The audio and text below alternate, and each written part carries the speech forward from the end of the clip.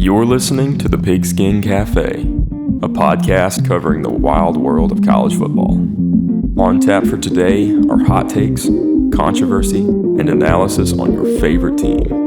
Here's your host, Hampton Sipper, in 3, 2,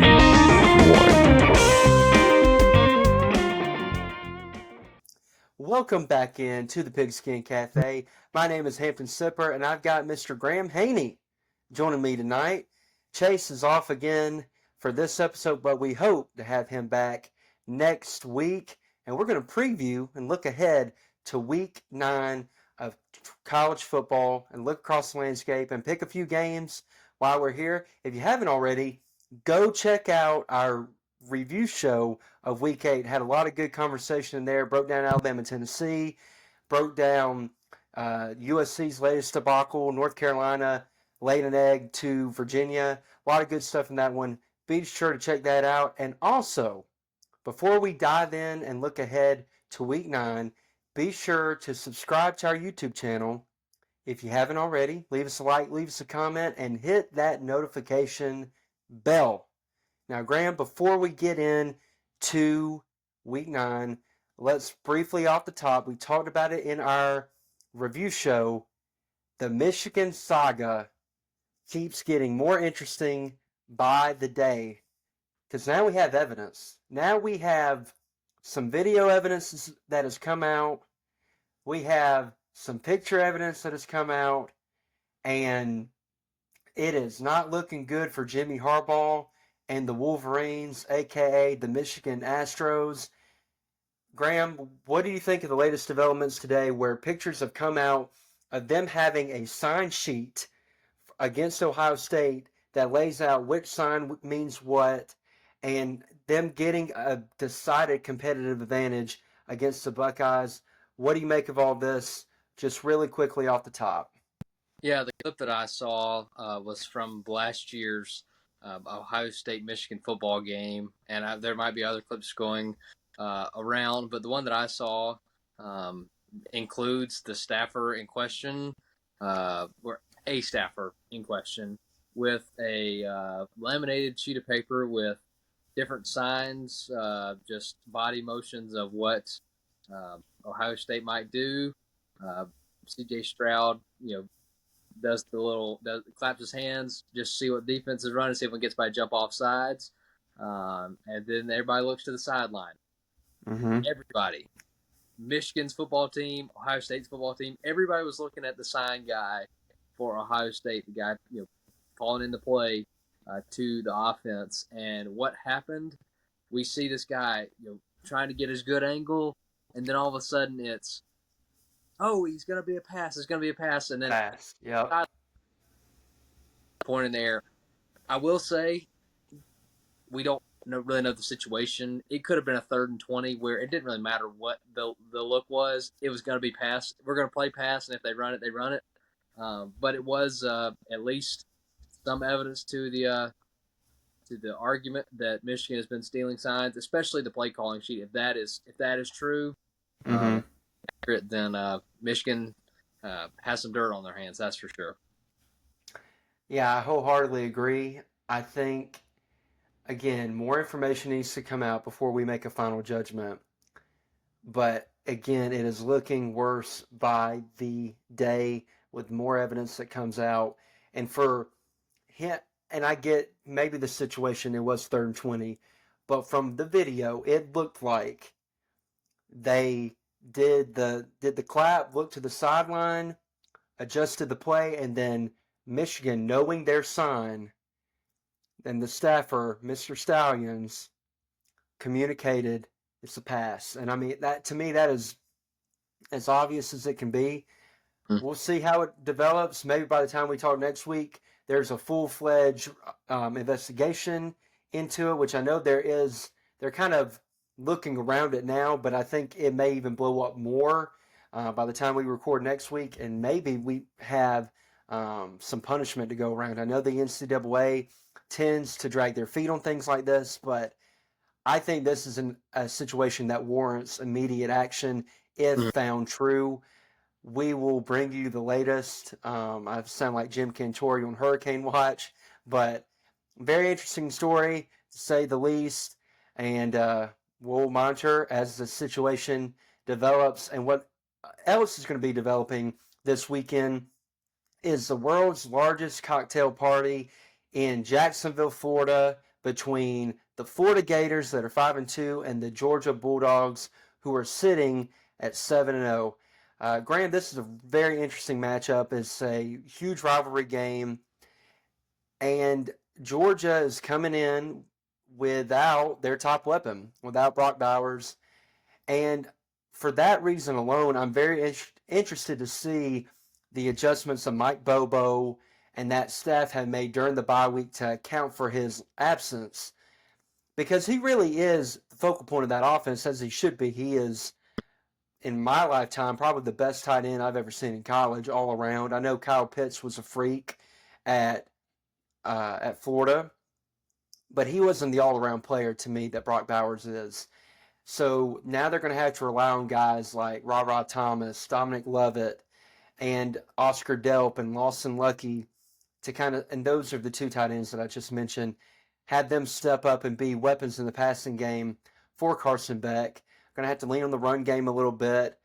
And then defensively, I think they're a good unit this year, but like I mentioned before, especially after that Auburn game, they're not what they have been the past couple of years, and I think that is apparent just with the talent that they've lost, the overhaul on that side of the ball.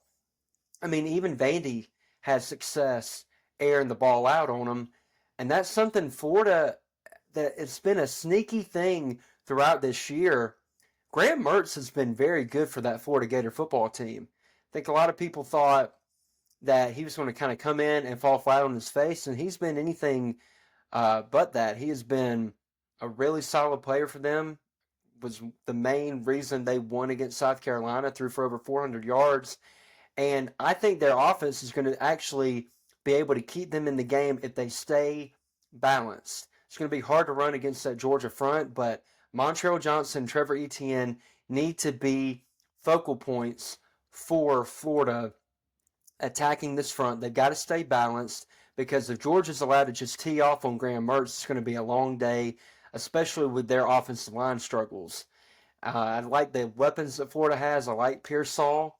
I like Eugene Wilson, the freshman for them. I think he's added a level of explosiveness, and he's a really dynamic player for that offense that I think they were sorely lacking, especially in the first game of the year.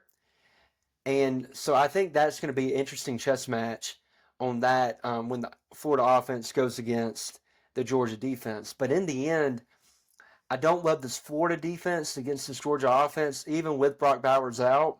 I think this may be a close game. But in the end, I think Georgia's got just too much talent. But I do think Florida competes. I'd kind of be shocked if they got absolutely blown out, especially because they were pretty competitive last year, and I think Billy Napier knows. Like obviously this isn't a must-win game. Like if he doesn't win, he's going to get on the hot seat or anything like that. But if he does win, it can be a huge momentum builder for him. And I know they're doing really good things on the recruiting trail right now. I think a win against Georgia would only increase that. But in the end, I've got Georgia winning this football game. Graham, what are the matchups you're kind of looking for when you are going to watch this game at 2:30 on CBS Saturday? Yeah, I think for me, I feel like I'm just kind of repeating myself every single year with this Florida and Georgia game, in the sense of whoever wins the battle of the offensive lines is going to win the game. I think if Georgia's able to dominate Florida's defense up front, then Georgia will win easily. If Yeah. Florida dominate Georgia's defensive line, then they stand a chance. I mean, when you look back uh, earlier this season, just on other games for Florida, you look back against Utah, they were pretty competitive throughout, but the offense was just really putrid, in the sense of the offense gave no help to the defense at all. Really, The O line was awful. Yeah. yeah. So it really set their defense to just be unsuccessful.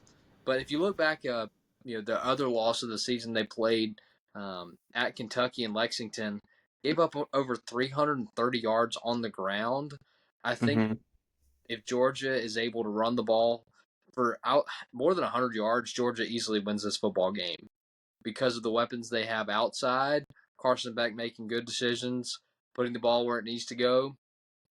I think that would lead to Georgia's success. If Florida's able to stop Georgia's run game, I can easily see this being very, very competitive and going down to the wire because this Mm-hmm. Florida, like you said, has been very competitive all year. Graham Mertz has been playing good football as of recent. Um, really coming off a shootout against South Carolina. Um, so I think from my perspective, it is the battle of the trenches. Whoever wins those wins the game. And I know that just sounds so like um, Cliche. cliche, but I believe it's true. I think when you look Mm-hmm. at Ertz, Carson Beck, probably even. Don't really see a favorite in either one of those matchups. Running backs might go to Florida. Receivers probably goes to Georgia. Defense, we talked about it. Georgia's defense isn't what they were last year.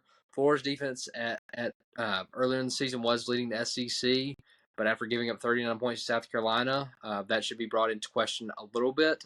But this is a rivalry game. It is on a neutral field.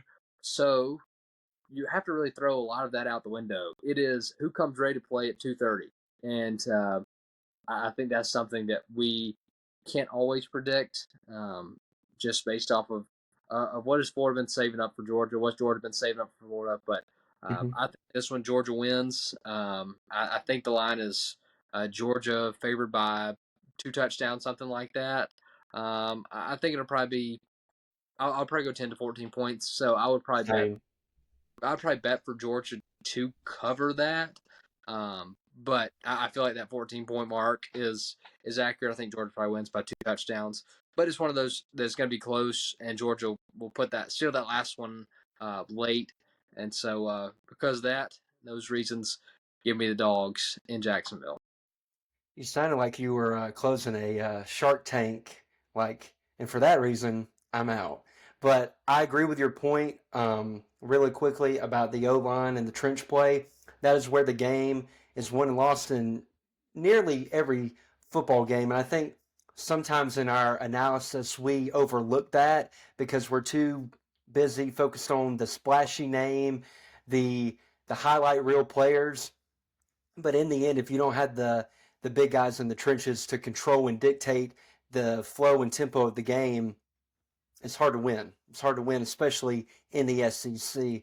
The other thing that I'll say really quickly, and then we'll move on to our final three games that are going to be rapid fire, folks, like you've never seen before. I think Billy Napier has to call this game with a controlled aggressiveness. And what I mean by that is I feel like, especially against Utah, he was reckless in some of his decisions to go for it on fourth down. You've got to know when to take points, and you got to know when there's time to roll the dice a little bit. And it's a fine line. Obviously, analytics is involved in to some degree, but also your gut and your instinct and the flow of the game dictates a lot of that. And I think he has to be aggressive to a point against this Georgia football team, especially with a talent deficiency. So I'll be watching that on Saturday. Can't wait to have it kick off, and glad that Alabama's also. I'll actually probably get to watch it. So quickly, we'll go to Utah versus Oregon, battle of one-loss teams in the Pac-12. Graham, I'll start with you, man. Do you think that Utah is going to continue to ride the high after USC victory, or do you think that a team like Oregon, who lost to Washington, bounces back? I know the game is being played in Utah, if I'm not mistaken. Who do you like in this one? Yeah, so kickoffs at 2:30, and it was a night game. I might would lean Utah, but Oregon's favored by 7. I think Oregon will probably win by at least 2 scores. So give me that 14, 17 point range. I think the Oregon will just have too much offense for Utah to handle. Utah, a good team, will keep it close. I think the Oregon just has a few more weapons, and Oregon has that chip on their shoulder, knowing that they have out in order to make it further. in the season, and so because of that, I'll take Bo Nix. I'll take Oregon. I think this is a kind of a prove it game. They went to Seattle, lost, tough game, close game, but we talked about it. Arguably, if that game's played 10 times, it's a 5-5 split. I Yep. think Oregon Utah. I think that it's probably a 7-3, 8-2 split for Oregon. So I think it's going to go in the majority. I'll take Oregon in this one. Just too much I can handle. Right there with you, Graham. I like Oregon in this matchup. They've got the better quarterback. They've got more talent all around, especially like I like their defense pretty. I think that's a pretty good matchup for them. Now in the trenches, I think this is actually pretty close because Mm-hmm. Utah.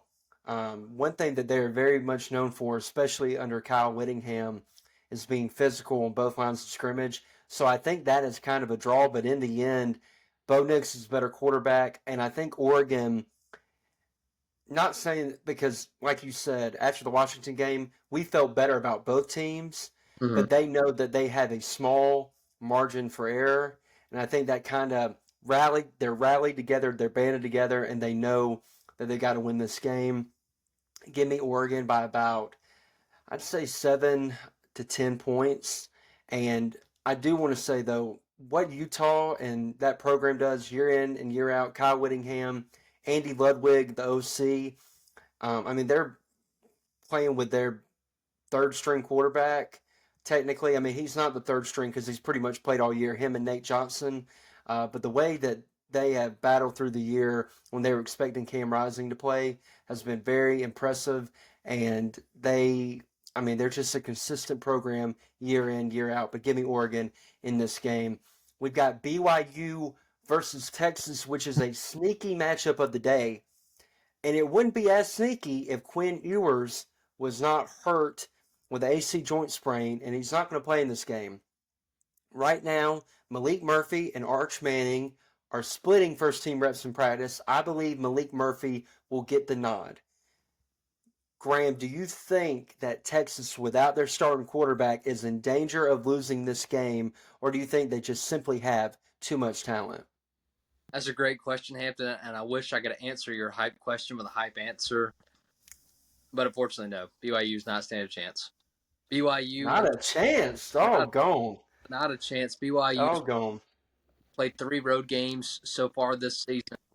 They're only road against Arkansas, Yeah. the road to TCU and to Kansas. I think that Texas just has too much talent, and just looking through their schedule, and one stands true: if you put up points, BYU won't keep up with you. So give me Texas. I think that the game plan and I think the scheme is going to win out for Texas. I think that the scheme is better than BYU's talent. So because of that, I'll take Texas. I think that it'll be fun to see Malik Murphy, and I really hope we'll get to see Arch Manning too in this matchup. But I think they're just the talent's just too far apart. And being a home game in Austin, I think that just gives the nod to Texas. Texas is favored by 17 and a half. I'm thinking it's probably a 10 to 14 point game. 2 scores, kind of close, but Texas has control the whole time.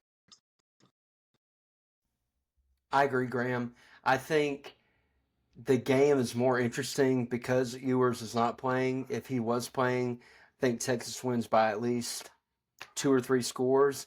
Sure. But they did struggle last week against a Houston team that is, I wouldn't say is a juggernaut by any means. And I know that Ewers got hurt in that game, but it was still close when he was in the game. But they're at home. I think this is kind of a get back on track game. And I think with a week of practice, that Malik Murphy and Sark will craft a game plan that kind of fits him more than it does Quinn Ewers. I think Texas has too much talent, and I think they roll. I'm with you, Graham. And final game that we're going to pick is Tennessee traveling to Kentucky. Tennessee, obviously coming off the loss to Alabama. Kentucky, I think, was on a bye last week, if I'm not mistaken. I'm pretty sure they did not play last week. I'm going to go real quick here, Graham. I think Tennessee bounces back in this one. It's going to be a tough a tough game for them, obviously traveling to Lexington, but I don't think that Kentucky, I think they're kind of on a downward trend now. Maybe in the bye week they got a few things figured out, but their offense is just simply not good enough right now, especially at the quarterback position. I think Tennessee's defense, their passing defense is one of the best in the country. So I don't think Devin Leary is going to light that secondary up. And I honestly believe that their rush defense is going to be able to stymie. I love the word stymie for some reason, but it rolls off the tongue. They're going to be able to stymie Ray Davis, and in the end, I think they get the victory, get back on track, and then kind of keep going until they host Georgia in like the second to last week in the year. So, Graham, do you think Kentucky has a chance in this one to kind of? I mean, they need to get back on track too because they've been struggling here recently. I would love to pick Kentucky as the upset pick of the week. I think that when you look at it, like there's no reason that Kentucky should win this game, in the sense of, Tennessee more talented, Tennessee better schematically. I think Devin Leary. I wouldn't even say it's a question mark quarterback. I would just say he's flat out bad. He's Uh, been poor this year, and he, I do not get it. Other than maybe the scheme doesn't fit him. he really has. I think that the Kentucky scheme and system has really saved them so far this season. The fact of we're able to just rely on the run game, knowing that Devin Leary we can't always trust Devin Leary to make throws. Um, like I said, man, it's one of those things that I just have that feeling that Kentucky might win this one. Being at home, being a little bit of an underdog, but I think my head's just telling me that my gut's just wrong on this one. I think Tennessee will pull this one out.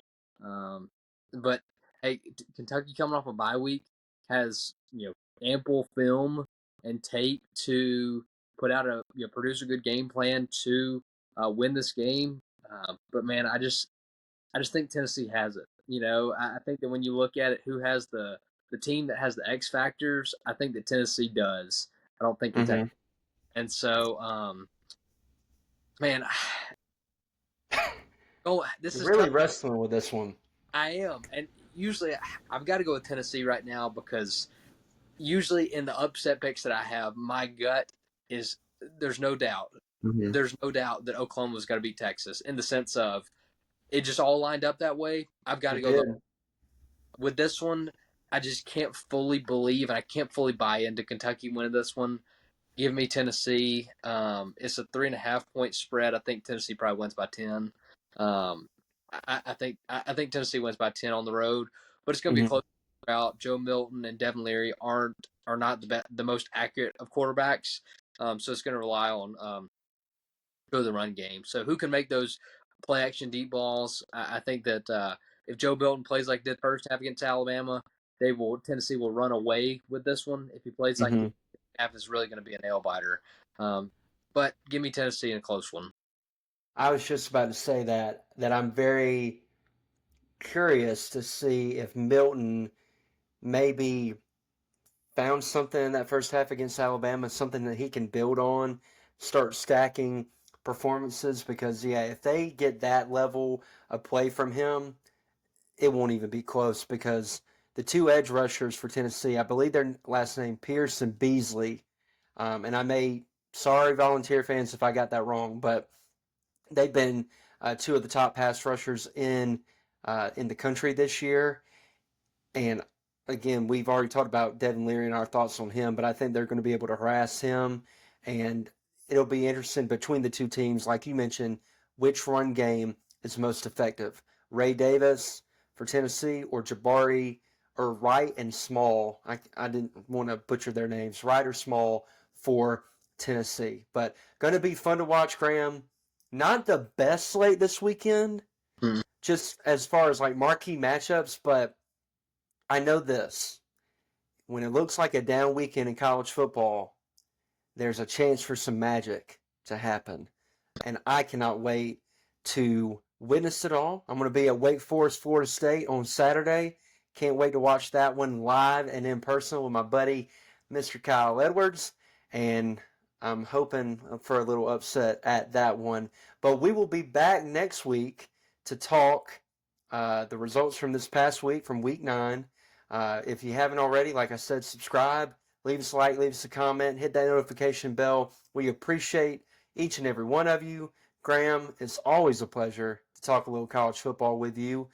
But we will be back next week to review, then preview what is going to be a massive Week 10. But the Pigskin Cafe is going to be closed for now. But until next Tuesday, chew on that.